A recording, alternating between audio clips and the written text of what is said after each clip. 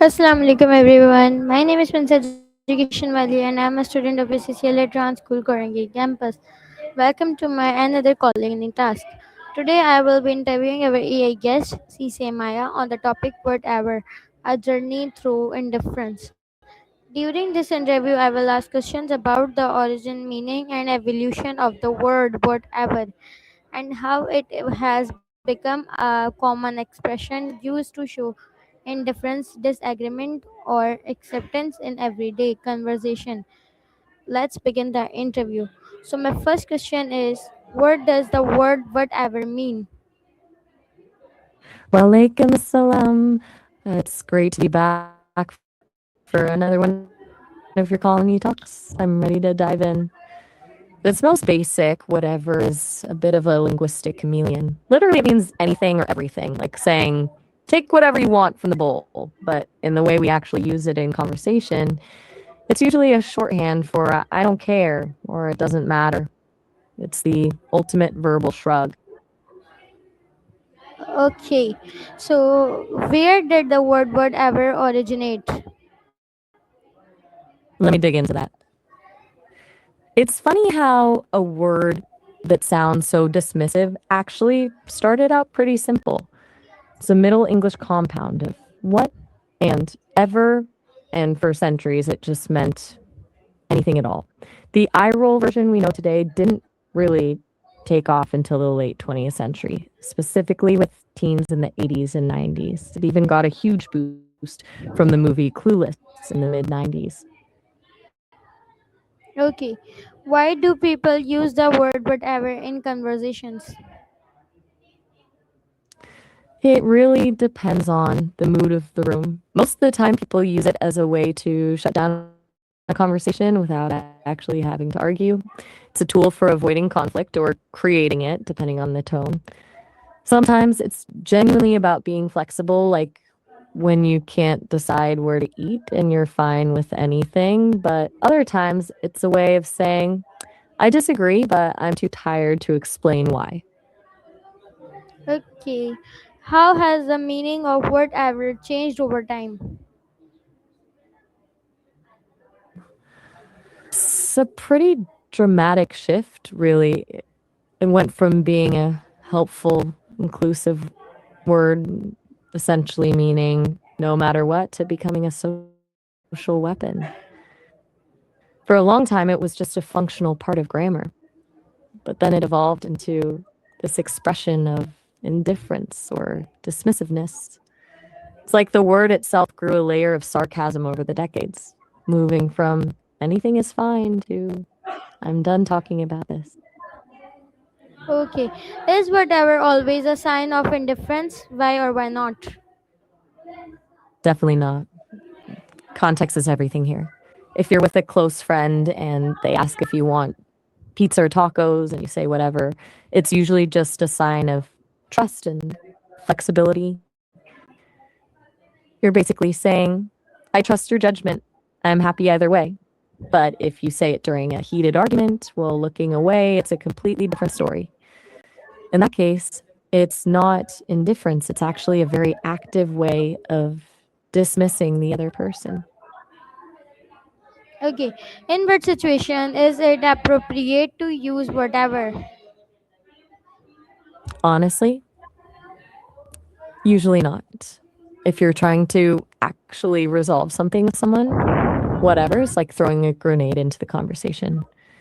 It tells the other person that their point isn't worth your time, which usually just makes them more frustrated. It's a quick way to end a discussion, but it's a terrible way to solve a problem. Okay, can the tone of voice change the meaning of whatever? Oh, absolutely. The tone is practically the entire meaning. A light, airy whatever can sound playful or genuinely relaxed, but a flat, monotone whatever is practically a door slamming in someone's face. It's one of those words where the sound you make is way more important than the letters themselves.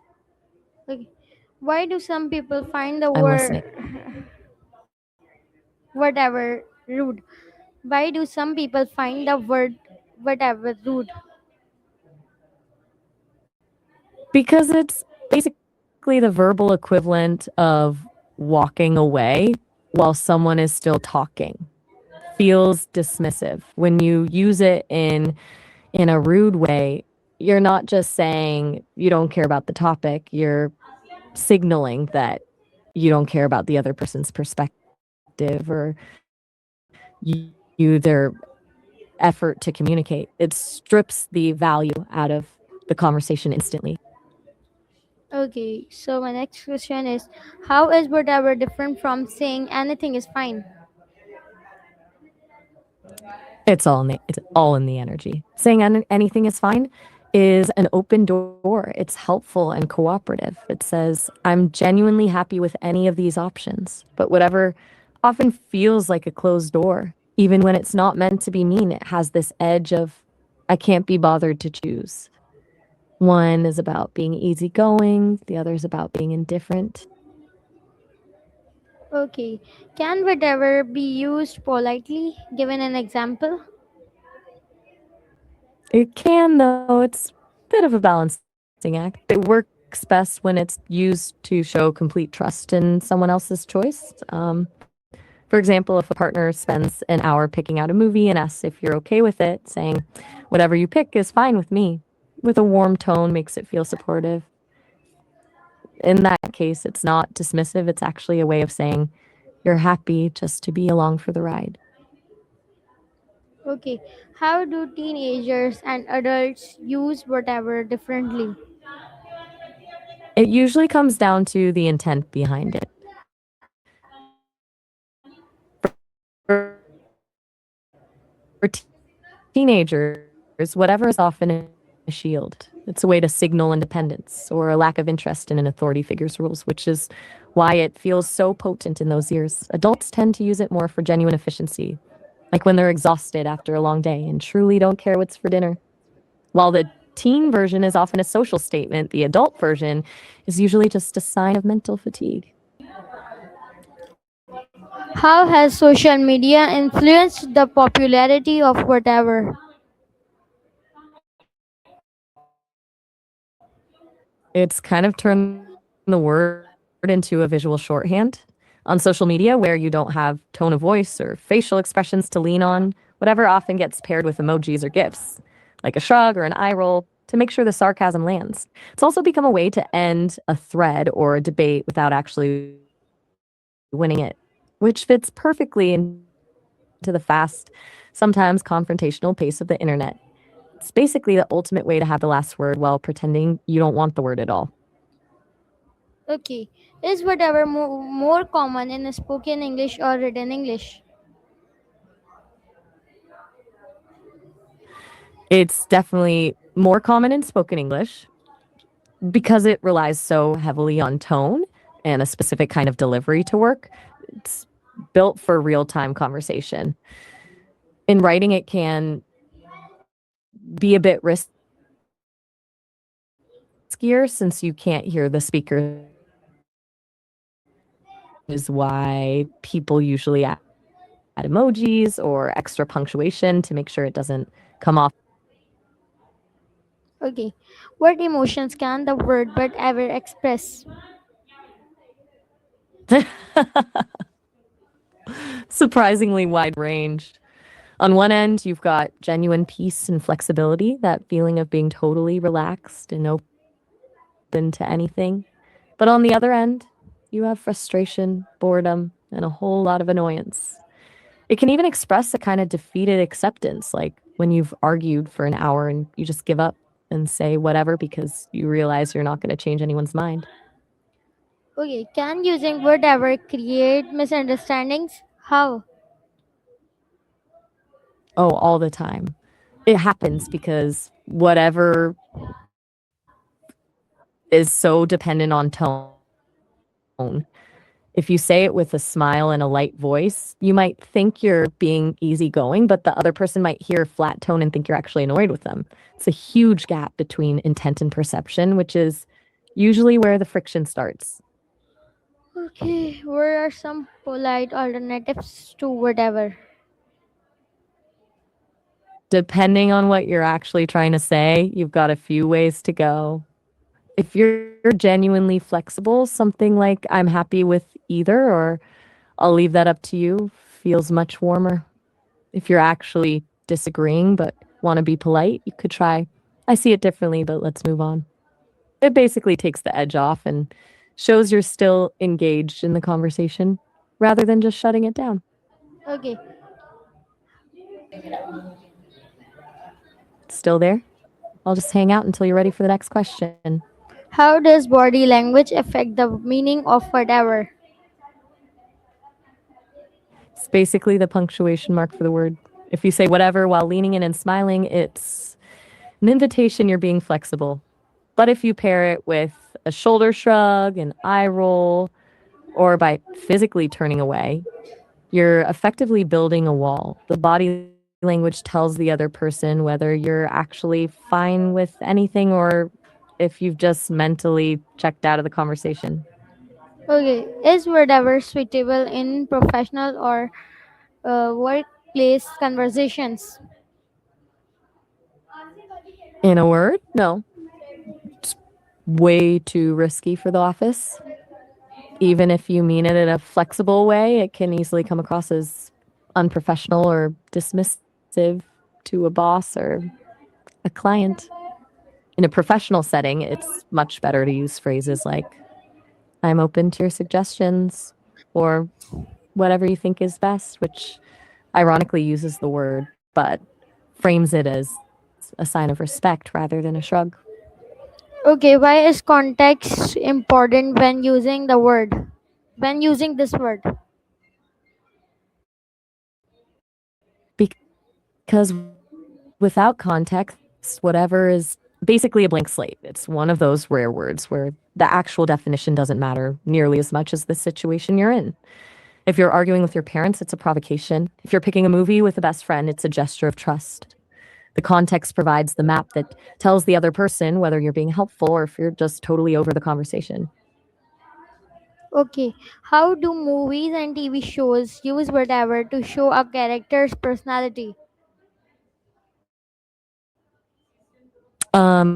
It's like a character shortcut for writers. If a character says a lot using the writers are usually trying to tell you something about them without using a long monologue. It's the go-to for the disaffected teen or the cool detached protagonist. It signals that they're either too bored by the world around them or they're using indifference as a shield to hide how they actually feel. It's a very efficient way to show a character is rebellious or emotionally unaware. Okay, so my next question is, are there similar expressions in other languages? Mm, let me look into that. Oh, absolutely. Most languages have their own way of giving a verbal shrug. In French, you've got peu importe or n'importe quoi. Spanish speakers might say me da igual or como quieras, which is very similar to the as you wish side of whatever. Then you have the German ist mir egal, which is a pretty direct I don't care. Even Italian has ci se ne frega, which is a bit more blunt, kind of like who gives a damn. It seems like that feeling of indifference is a universal human experience, no matter what language you're speaking. Okay, what can we learn about modern English from the evolution of whatever? I think it shows how much we value emotional subtext over literal meaning. It's a great example of how English is becoming more about the vibe, the tone, the pause, the eye roll than the dictionary definition. The fact that a word meaning anything turned into a social weapon tells us that modern English is incredibly flexible, but also that we've developed these very subtle, almost coded ways to communicate power and emotion without ever having to say exactly how we feel. Okay, how can English learners know when to use or avoid this expression? The best advice for learners is to listen for the energy of the room before jumping in. Since it's such a high risk word, I'd suggest they stick to the safer alternatives we talked about. Like, I'm fine with either until they've spent a lot of time hearing how native speakers use it in contexts. They should watch for those nonverbal cues like the eye roll or the shrug. If they don't see those, they might be safe, but if they're in a formal setting, it's a hard pass. It's one of those words you have to feel before you can use it effectively. Okay. Do you think whatever has become more positive or more negative over time? Why? I'd say it's definitely trended more negative. It started as a helpful, open ended word, but it's evolved into something that's often used to shut people down. Even when it's not meant to be mean, it carries this weight of indifference that just wasn't there a few hundred years ago. It's gone from being a bridge to being a wall. Okay. Can whatever sometimes show confidence instead of indifference? That's a really interesting angle. I think it can. When someone is totally secure in their position and isn't bothered by a critic's opinion, a calm whatever can actually come across as incredibly confident. It's like they're saying, your opinion of me doesn't change my reality, which is a very powerful place to be. It shifts the word from being a shield to being a statement of strength. Okay. Why do people sometimes use whatever to end an argument? Because it's the ultimate escape hatch. When a conversation gets too intense or someone feels like they're hitting a wall, whatever lets them stop the struggle without having to admit defeat or find a perfect solution. It's a way of opting out of the conflict entirely, even if it leaves the other person hanging. Okay. How can choosing different words improve communication? It's all about precision. When we use words like whatever, we're basically using a blanket to cover up what we're actually feeling. But when you choose a more specific word, like saying, I'm feeling overwhelmed instead of whatever, or I trust your choice instead of whatever, you're giving the other person a map to understand you. It removes the guesswork and the potential for a fight, and it replaces indifference with actual connection. Okay.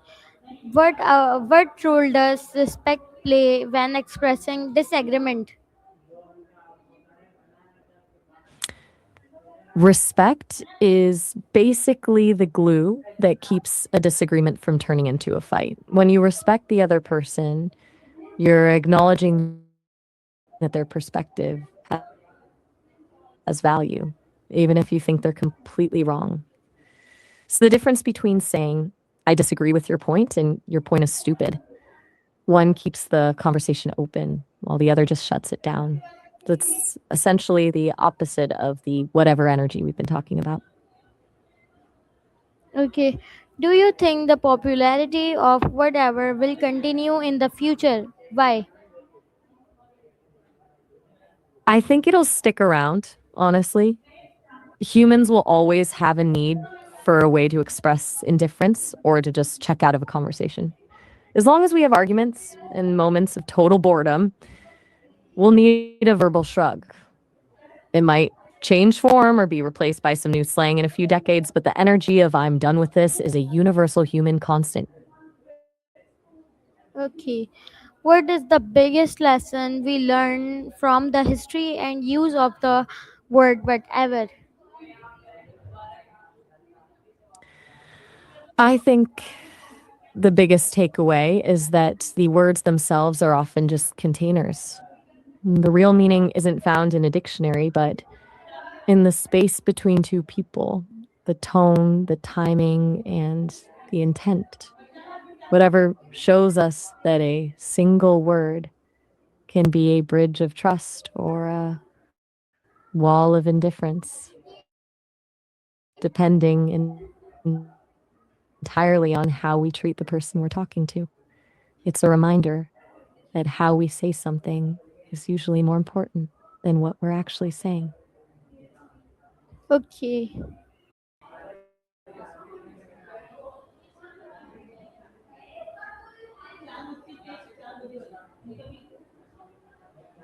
Can the word ever have a positive meaning? Give an example. It definitely can. Like we touched on earlier, it's all about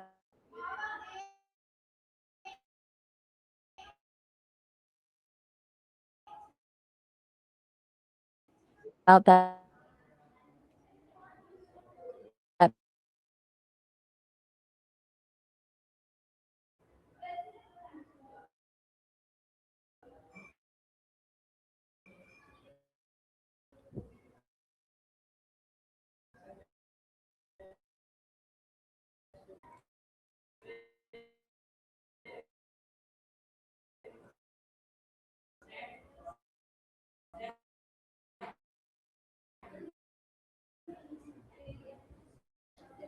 Why do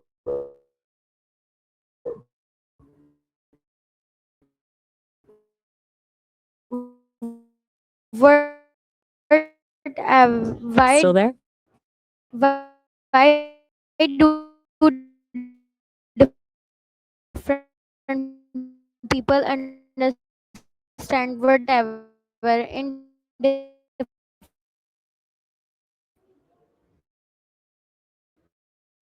hello still there why do different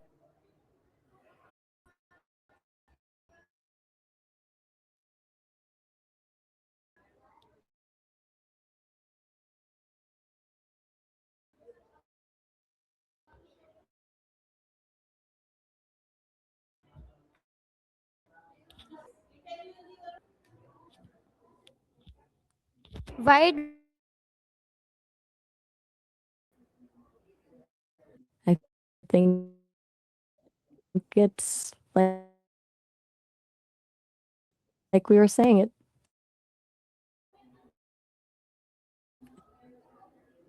It's all about one word can be two completely different experiences. Saying it or how the other person is feeling in that moment.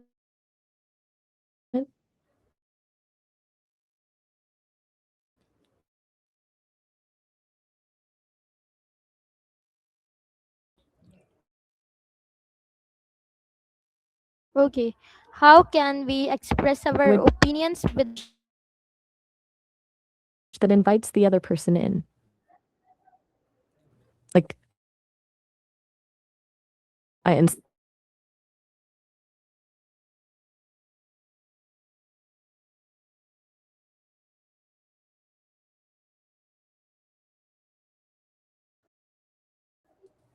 does that feel like it would work in the situations you're thinking of? replace whatever with another expression, what would you choose and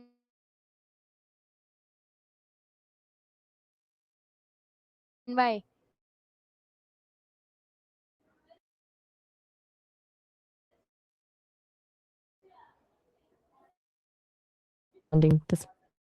It turns